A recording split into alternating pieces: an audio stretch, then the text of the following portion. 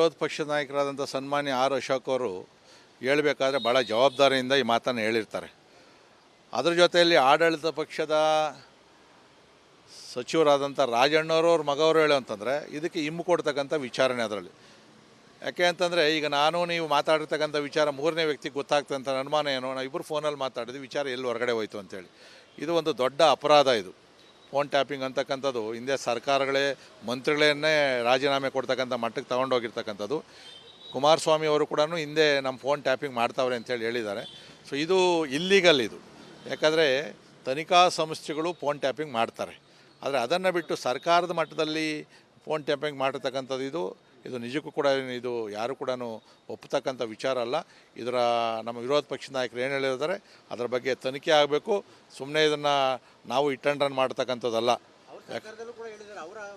ಅದೇ ನಾನು ಹೇಳಿರೋದು. ಸೊ ಎರಡೂ ಕಡೆ ಹೇಳೋರು ಅಂತಂದರೆ ಖಂಡಿತವಾಗಿ ಕೂಡ ಇವರು ಯಾರ್ಯಾರು ಉನ್ನತವಾದಂಥ ವ್ಯಕ್ತಿಗಳಿದ್ದಾರೆ, ಸೊ ಯಾರ್ಯಾರು ಅವರ ಪಕ್ಷದಲ್ಲಿ ಇರ್ತಕ್ಕಂಥವ್ರು ಕೂಡ ಏನು ಮಾತಾಡ್ತಾರೆ ಅನ್ನೋದ್ರ ಬಗ್ಗೆ ಬಹುಶಃ ಇವರ ಮಾತುಗಳಿಂದ ನಿಜ ಅಂತ ಅನ್ನಿಸ್ತೈತೆ. ಅದನ್ನು ಕೂಡ ತನಿಖೆ ಮಾಡಬೇಕು. ಈ ಸರ್ಕಾರದಲ್ಲಿ ದಿನಕ್ಕೊಂದು ಹಗರಣ ಬರ್ತಾಯಿದೆ. ಆ ಶಿಶುಪಾಲನು 100 ತಪ್ಪು ಮಾಡಿದ್ಮೇಲೆ ಅವನ್ನ ಅಂತ್ಯ ಆಯಿತು. ಇವ್ರು ಏನು 1000 ತಪ್ಪು ಮಾಡಿದ್ರು ಇವ್ರೇನೋ ಈ ಸರ್ಕಾರಕ್ಕೆ ಏನು ಮಾನ ಮರ್ಯಾದೆ ಏನೂ ಇದ್ದಂಗಿಲ್ಲ. ಪ್ರತಿನಿತ್ಯ ಒಂದೊಂದು ಹಗರಣವನ್ನು ಮಾಡ್ತಾನೆ ಇದ್ದಾರೆ. ಅದರಲ್ಲಿ ಜನ ಕೂಡ ಯಾಕೆ ಇನ್ನೂ ರೊಚ್ಚಿಗೆದ್ದಿಲ್ಲ ಗೊತ್ತಿಲ್ಲ. ಬಹುಶಃ ಇದೆಲ್ಲ ಆದಮೇಲೆ ಯಾವತ್ತೋ ಅಗ್ನಿ ಪರ್ವತದ ಜನ ಥರ ಸಾರ್ವಜನಿಕರೇ ಸ್ಫೋಟ ಆಗ್ತಾರೆ. ಆದ ದಿನ ಕೂಡ ದೂರ ಇಲ್ಲ ಅಂತಕ್ಕಂಥದ್ದು. ಸೊ ಈಗ ಹನಿ ಟ್ರ್ಯಾಪ್ ಜೊತೆಯಲ್ಲಿ ಈ ಟ್ರ್ಯಾಪ್, ಫೋನ್ ಟ್ರ್ಯಾಪ್, ಅದ್ರ ಜೊತೆಯಲ್ಲಿ ಮನಿ ಟ್ರ್ಯಾಪ್, ಬರೀ ಟ್ರ್ಯಾಪ್ಗಳದೇ ಆಗೋಗೈತೆ ಅವ್ರದ್ದು. ವಿರೋಧ ಪಕ್ಷದ ನಾಯಕರಾದಂಥ ಸನ್ಮಾನ್ಯ ಆರ್ ಅಶೋಕ್ ಅವರು ಹೇಳಬೇಕಾದ್ರೆ ಭಾಳ ಜವಾಬ್ದಾರಿಯಿಂದ ಈ ಮಾತನ್ನು ಹೇಳಿರ್ತಾರೆ. ಅದ್ರ ಜೊತೆಯಲ್ಲಿ ಆಡಳಿತ ಪಕ್ಷದ ಸಚಿವರಾದಂಥ ರಾಜಣ್ಣವ್ರ ಮಗವರು ಹೇಳೋಂತಂದರೆ ಇದಕ್ಕೆ ಹಿಮ್ಮು ಕೊಡ್ತಕ್ಕಂಥ ವಿಚಾರಣೆ ಅದರಲ್ಲಿ. ಯಾಕೆ ಅಂತಂದರೆ ಈಗ ನಾನು ನೀವು ಮಾತಾಡಿರ್ತಕ್ಕಂಥ ವಿಚಾರ ಮೂರನೇ ವ್ಯಕ್ತಿಗೆ ಗೊತ್ತಾಗ್ತದೆ ಅಂತ ಅನುಮಾನ ಏನೋ, ನಾವು ಇಬ್ಬರು ಫೋನಲ್ಲಿ ಮಾತಾಡಿದ್ವಿ, ವಿಚಾರ ಎಲ್ಲಿ ಹೊರಗಡೆ ಹೋಯ್ತು ಅಂತೇಳಿ. ಇದು ಒಂದು ದೊಡ್ಡ ಅಪರಾಧ. ಇದು ಫೋನ್ ಟ್ಯಾಪಿಂಗ್ ಅಂತಕ್ಕಂಥದ್ದು ಹಿಂದೆ ಸರ್ಕಾರಗಳೇ ಮಂತ್ರಿಗಳನ್ನೇ ರಾಜೀನಾಮೆ ಕೊಡ್ತಕ್ಕಂಥ ಮಟ್ಟಕ್ಕೆ ತೊಗೊಂಡೋಗಿರ್ತಕ್ಕಂಥದ್ದು. ಕುಮಾರಸ್ವಾಮಿ ಅವರು ಕೂಡ ಹಿಂದೆ ನಮ್ಮ ಫೋನ್ ಟ್ಯಾಪಿಂಗ್ ಮಾಡ್ತಾವ್ರೆ ಅಂತೇಳಿ ಹೇಳಿದ್ದಾರೆ. ಸೊ ಇದು ಇಲ್ಲೀಗಲ್. ಇದು ಯಾಕಂದರೆ ತನಿಖಾ ಸಂಸ್ಥೆಗಳು ಫೋನ್ ಟ್ಯಾಪಿಂಗ್ ಮಾಡ್ತಾರೆ, ಆದರೆ ಅದನ್ನು ಬಿಟ್ಟು ಸರ್ಕಾರದ ಮಟ್ಟದಲ್ಲಿ ಫೋನ್ ಟ್ಯಾಪಿಂಗ್ ಮಾಡಿರ್ತಕ್ಕಂಥದ್ದು ಇದು ನಿಜಕ್ಕೂ ಕೂಡ ಇದು ಯಾರು ಕೂಡ ಒಪ್ಪತಕ್ಕಂಥ ವಿಚಾರ ಅಲ್ಲ. ಇದರ ನಮ್ಮ ವಿರೋಧ ಪಕ್ಷದ ನಾಯಕರು ಏನು ಹೇಳಿದ್ದಾರೆ ಅದರ ಬಗ್ಗೆ ತನಿಖೆ ಆಗಬೇಕು. ಸುಮ್ಮನೆ ಇದನ್ನು ನಾವು ರನ್ ಮಾಡ್ತಕ್ಕಂಥದ್ದಲ್ಲ.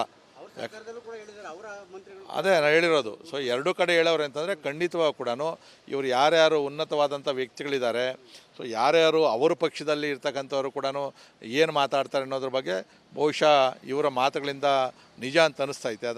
ಅದನ್ನು ಕೂಡ ತನಿಖೆ ಮಾಡಬೇಕು. ಈ ಸರ್ಕಾರದಲ್ಲಿ ದಿನಕ್ಕೊಂದು ಹಗರಣ ಬರ್ತಾಯಿದೆ. ಆ ಶಿಶುಪಾಲನು 100 ತಪ್ಪು ಮಾಡಿದ್ಮೇಲೆ ಅವನ್ನ ಅಂತ್ಯ ಆಯಿತು. ಇವ್ರು ಏನು 1000 ತಪ್ಪು ಮಾಡಿದ್ರು ಇವ್ರೇನೋ ಈ ಸರ್ಕಾರಕ್ಕೆ ಏನು ಮಾನ ಮರ್ಯಾದೆ ಏನೂ ಇದ್ದಂಗಿಲ್ಲ. ಪ್ರತಿನಿತ್ಯ ಒಂದೊಂದು ಹಗರಣವನ್ನು ಮಾಡ್ತಾನೆ ಇದ್ದಾರೆ. ಅದರಲ್ಲಿ ಜನ ಕೂಡ ಯಾಕೆ ಇನ್ನೂ ರೊಚ್ಚಿಗೆದ್ದಿಲ್ಲ ಗೊತ್ತಿಲ್ಲ. ಬಹುಶಃ ಇದೆಲ್ಲ ಆದಮೇಲೆ ಯಾವತ್ತೋ ಅಗ್ನಿ ಪರ್ವತದ ಜನ ಥರ ಸಾರ್ವಜನಿಕರೇ ಸ್ಫೋಟ ಆಗ್ತಾರೆ. ಆದ ದಿನ ಕೂಡ ದೂರ ಇಲ್ಲ ಅಂತಕ್ಕಂಥದ್ದು. ಸೊ ಈಗ ಹನಿ ಟ್ರ್ಯಾಪ್ ಜೊತೆಯಲ್ಲಿ ಈ ಟ್ರ್ಯಾಪ್, ಫೋನ್ ಟ್ರ್ಯಾಪ್, ಅದ್ರ ಜೊತೆಯಲ್ಲಿ ಮನಿ ಟ್ರ್ಯಾಪ್, ಬರೀ ಟ್ರ್ಯಾಪ್ಗಳದೇ ಆಗೋಗೈತೆ ಅವ್ರದ್ದು. ವಿರೋಧ ಪಕ್ಷದ ನಾಯಕರಾದಂಥ ಸನ್ಮಾನ್ಯ ಆರ್ ಅಶೋಕ್ ಅವರು ಹೇಳಬೇಕಾದ್ರೆ ಭಾಳ ಜವಾಬ್ದಾರಿಯಿಂದ ಈ ಮಾತನ್ನು ಹೇಳಿರ್ತಾರೆ. ಅದ್ರ ಜೊತೆಯಲ್ಲಿ ಆಡಳಿತ ಪಕ್ಷದ ಸಚಿವರಾದಂಥ ರಾಜಣ್ಣವ್ರ ಮಗವರು ಹೇಳೋಂತಂದರೆ ಇದಕ್ಕೆ ಹಿಮ್ಮು ಕೊಡ್ತಕ್ಕಂಥ ವಿಚಾರಣೆ ಅದರಲ್ಲಿ. ಯಾಕೆ ಅಂತಂದರೆ ಈಗ ನಾನು ನೀವು ಮಾತಾಡಿರ್ತಕ್ಕಂಥ ವಿಚಾರ ಮೂರನೇ ವ್ಯಕ್ತಿಗೆ ಗೊತ್ತಾಗ್ತದೆ ಅಂತ ಅನುಮಾನ ಏನೋ, ನಾವು ಇಬ್ಬರು ಫೋನಲ್ಲಿ ಮಾತಾಡಿದ್ವಿ, ವಿಚಾರ ಎಲ್ಲಿ ಹೊರಗಡೆ ಹೋಯ್ತು ಅಂತೇಳಿ. ಇದು ಒಂದು ದೊಡ್ಡ ಅಪರಾಧ. ಇದು ಫೋನ್ ಟ್ಯಾಪಿಂಗ್ ಅಂತಕ್ಕಂಥದ್ದು ಹಿಂದೆ ಸರ್ಕಾರಗಳೇ ಮಂತ್ರಿಗಳನ್ನೇ ರಾಜೀನಾಮೆ ಕೊಡ್ತಕ್ಕಂಥ ಮಟ್ಟಕ್ಕೆ ತೊಗೊಂಡೋಗಿರ್ತಕ್ಕಂಥದ್ದು. ಕುಮಾರಸ್ವಾಮಿ ಅವರು ಕೂಡ ಹಿಂದೆ ನಮ್ಮ ಫೋನ್ ಟ್ಯಾಪಿಂಗ್ ಮಾಡ್ತಾವ್ರೆ ಅಂತೇಳಿ ಹೇಳಿದ್ದಾರೆ.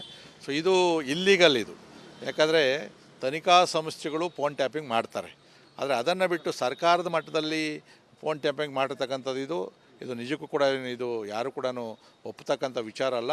ಇದರ ನಮ್ಮ ವಿರೋಧ ಪಕ್ಷದ ನಾಯಕರು ಏನು ಹೇಳಿದ್ದಾರೆ ಅದರ ಬಗ್ಗೆ ತನಿಖೆ ಆಗಬೇಕು. ಸುಮ್ಮನೆ ಇದನ್ನು ನಾವು ರನ್ ಮಾಡ್ತಕ್ಕಂಥದ್ದಲ್ಲ.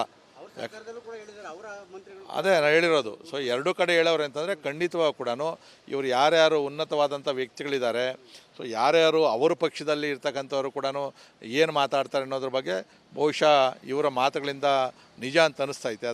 ಅದನ್ನು ಕೂಡ ತನಿಖೆ ಮಾಡಬೇಕು. ಈ ಸರ್ಕಾರದಲ್ಲಿ ದಿನಕ್ಕೊಂದು ಹಗರಣ ಬರ್ತಾಯಿದೆ. ಆ ಶಿಶುಪಾಲನು 100 ತಪ್ಪು ಮಾಡಿದ್ಮೇಲೆ ಅವನ್ನ ಅಂತ್ಯ ಆಯಿತು. ಇವ್ರು ಏನು 1000 ತಪ್ಪು ಮಾಡಿದ್ರು ಇವ್ರೇನೋ ಈ ಸರ್ಕಾರಕ್ಕೆ ಏನು ಮಾನ ಮರ್ಯಾದೆ ಏನೂ ಇದ್ದಂಗಿಲ್ಲ. ಪ್ರತಿನಿತ್ಯ ಒಂದೊಂದು ಹಗರಣವನ್ನು ಮಾಡ್ತಾನೆ ಇದ್ದಾರೆ. ಅದರಲ್ಲಿ ಜನ ಕೂಡ ಯಾಕೆ ಇನ್ನೂ ರೊಚ್ಚಿಗೆದ್ದಿಲ್ಲ ಗೊತ್ತಿಲ್ಲ. ಬಹುಶಃ ಇದೆಲ್ಲ ಆದಮೇಲೆ ಯಾವತ್ತೋ ಅಗ್ನಿ ಪರ್ವತದ ಜನ ಥರ ಸಾರ್ವಜನಿಕರೇ ಸ್ಫೋಟ ಆಗ್ತಾರೆ. ಆದ ದಿನ ಕೂಡ ದೂರ ಇಲ್ಲ ಅಂತಕ್ಕಂಥದ್ದು. ಸೊ ಈಗ ಹನಿ ಟ್ರ್ಯಾಪ್ ಜೊತೆಯಲ್ಲಿ ಈ ಟ್ರ್ಯಾಪ್, ಫೋನ್ ಟ್ರ್ಯಾಪ್, ಅದ್ರ ಜೊತೆಯಲ್ಲಿ ಮನಿ ಟ್ರ್ಯಾಪ್, ಬರೀ ಟ್ರ್ಯಾಪ್ಗಳದೇ ಆಗೋಗೈತೆ ಅವ್ರದ್ದು. ವಿರೋಧ ಪಕ್ಷದ ನಾಯಕರಾದಂಥ ಸನ್ಮಾನ್ಯ ಆರ್ ಅಶೋಕ್ ಅವರು ಹೇಳಬೇಕಾದ್ರೆ ಭಾಳ ಜವಾಬ್ದಾರಿಯಿಂದ ಈ ಮಾತನ್ನು ಹೇಳಿರ್ತಾರೆ. ಅದ್ರ ಜೊತೆಯಲ್ಲಿ ಆಡಳಿತ ಪಕ್ಷದ ಸಚಿವರಾದಂಥ ರಾಜಣ್ಣವ್ರ ಮಗವರು ಹೇಳೋ ಅಂತಂದರೆ ಇದಕ್ಕೆ ಹಿಮ್ಮು ಕೊಡ್ತಕ್ಕಂಥ ವಿಚಾರಣೆ ಅದರಲ್ಲಿ.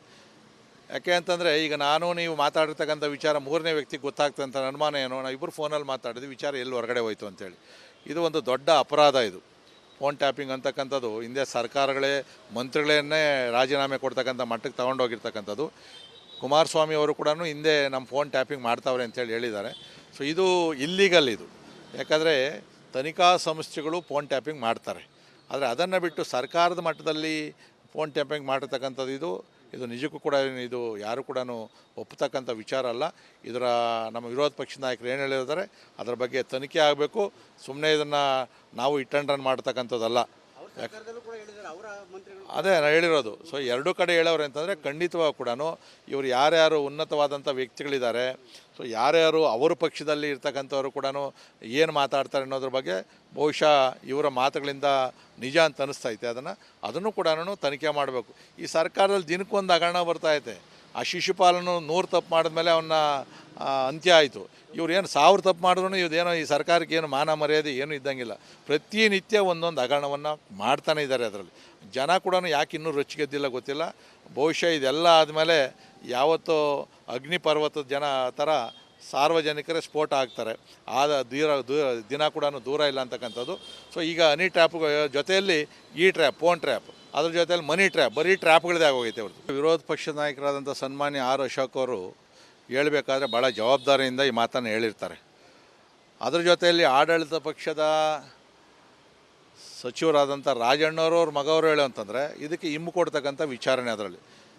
ಯಾಕೆ ಅಂತಂದರೆ ಈಗ ನಾನು ನೀವು ಮಾತಾಡಿರ್ತಕ್ಕಂಥ ವಿಚಾರ ಮೂರನೇ ವ್ಯಕ್ತಿಗೆ ಗೊತ್ತಾಗ್ತದೆ ಅಂತ ಅನುಮಾನ ಏನೋ, ನಾವು ಇಬ್ಬರು ಫೋನಲ್ಲಿ ಮಾತಾಡಿದ್ವಿ, ವಿಚಾರ ಎಲ್ಲಿ ಹೊರಗಡೆ ಹೋಯ್ತು ಅಂತೇಳಿ.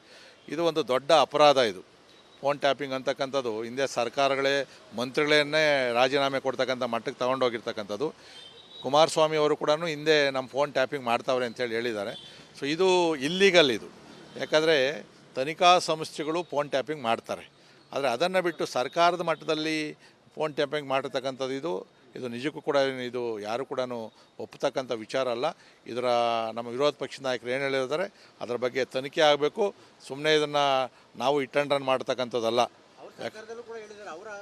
ಅದೇ ನಾನು ಹೇಳಿರೋದು. ಸೊ ಎರಡೂ ಕಡೆ ಹೇಳೋರು ಅಂತಂದರೆ ಖಂಡಿತವಾಗಿ ಕೂಡ ಇವರು ಯಾರ್ಯಾರು ಉನ್ನತವಾದಂಥ ವ್ಯಕ್ತಿಗಳಿದ್ದಾರೆ, ಸೊ ಯಾರ್ಯಾರು ಅವರ ಪಕ್ಷದಲ್ಲಿ ಇರ್ತಕ್ಕಂಥವ್ರು ಕೂಡ ಏನು ಮಾತಾಡ್ತಾರೆ ಅನ್ನೋದ್ರ ಬಗ್ಗೆ ಬಹುಶಃ ಇವರ ಮಾತುಗಳಿಂದ ನಿಜ ಅಂತ ಅನ್ನಿಸ್ತೈತೆ. ಅದನ್ನು ಕೂಡ ತನಿಖೆ ಮಾಡಬೇಕು. ಈ ಸರ್ಕಾರದಲ್ಲಿ ದಿನಕ್ಕೊಂದು ಹಗರಣ ಬರ್ತಾಯಿದೆ. ಆ ಶಿಶುಪಾಲನು 100 ತಪ್ಪು ಮಾಡಿದ್ಮೇಲೆ ಅವನ್ನ ಅಂತ್ಯ ಆಯಿತು. ಇವ್ರು ಏನು 1000 ತಪ್ಪು ಮಾಡಿದ್ರು ಇವ್ರೇನೋ ಈ ಸರ್ಕಾರಕ್ಕೆ ಏನು ಮಾನ ಮರ್ಯಾದೆ ಏನೂ ಇದ್ದಂಗಿಲ್ಲ. ಪ್ರತಿನಿತ್ಯ ಒಂದೊಂದು ಹಗರಣವನ್ನು ಮಾಡ್ತಾನೆ ಇದ್ದಾರೆ. ಅದರಲ್ಲಿ ಜನ ಕೂಡ ಯಾಕೆ ಇನ್ನೂ ರೊಚ್ಚಿಗೆದ್ದಿಲ್ಲ ಗೊತ್ತಿಲ್ಲ. ಬಹುಶಃ ಇದೆಲ್ಲ ಆದಮೇಲೆ ಯಾವತ್ತೋ ಅಗ್ನಿ ಪರ್ವತದ ಜನ ಥರ ಸಾರ್ವಜನಿಕರೇ ಸ್ಫೋಟ ಆಗ್ತಾರೆ. ಆದ ದಿನ ಕೂಡ ದೂರ ಇಲ್ಲ ಅಂತಕ್ಕಂಥದ್ದು. ಸೊ ಈಗ ಹನಿ ಟ್ರ್ಯಾಪ್ ಜೊತೆಯಲ್ಲಿ ಈ ಟ್ರ್ಯಾಪ್, ಫೋನ್ ಟ್ರ್ಯಾಪ್, ಅದ್ರ ಜೊತೆಯಲ್ಲಿ ಮನಿ ಟ್ರ್ಯಾಪ್, ಬರೀ ಟ್ರ್ಯಾಪ್ಗಳದೇ ಆಗೋಗೈತೆ ಅವ್ರದ್ದು.